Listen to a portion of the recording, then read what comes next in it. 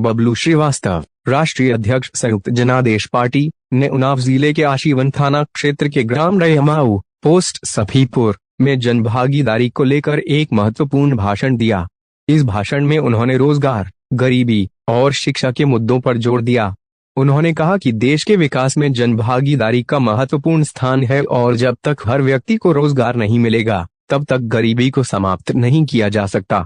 इसके साथ ही उन्होंने शिक्षा को विकास का प्रमुख स्तंभ बताया और कहा कि शिक्षा के बिना समाज का समुचित विकास संभव नहीं है। श्रीवास्तव ने यह भी कहा कि उनकी पार्टी इन तीनों मुद्दों को प्राथमिकता देकर काम करेगी ताकि देश में एक समृद्ध और सशक्त समाज का निर्माण हो सके। अनिल त्रिपाठी, राष्ट्रीय सचिव संयुक्त जनादेश पार्टी, उन्होंने रोजगार, गरीबी और शिक्षा के मुद्दों पर जोर दिया।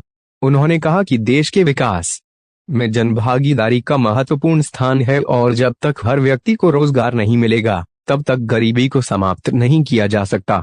इसके साथ ही उन्होंने शिक्षा को विकास का प्रमुख स्तंभ बताया और कहा कि शिक्षा के बिना समाज का समुचित विकास संभव नहीं है।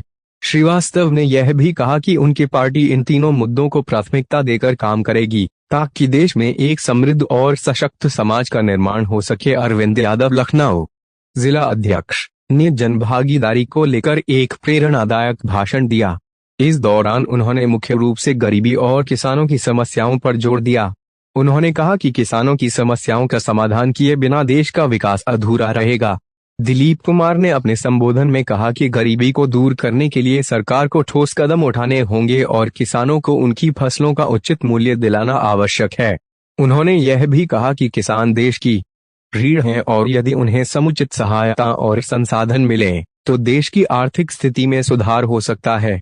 उन्होंने जनसमूह को आश्वासन दिया कि भारतीय जन कल्याण महासभा हमेशा किसानों और गरीबों के हित में काम करेगी और उनकी आवाज को बुलंद करने का काम करेगी।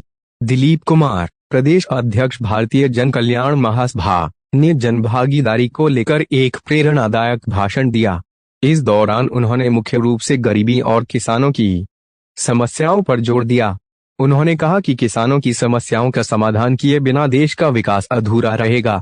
दिलीप कुमार ने अपने संबोधन में कहा कि गरीबी को दूर करने के लिए सरकार को ठोस कदम उठाने होंगे और किसानों को उनकी फसलों का उचित मूल्य दिलाना आवश्यक है।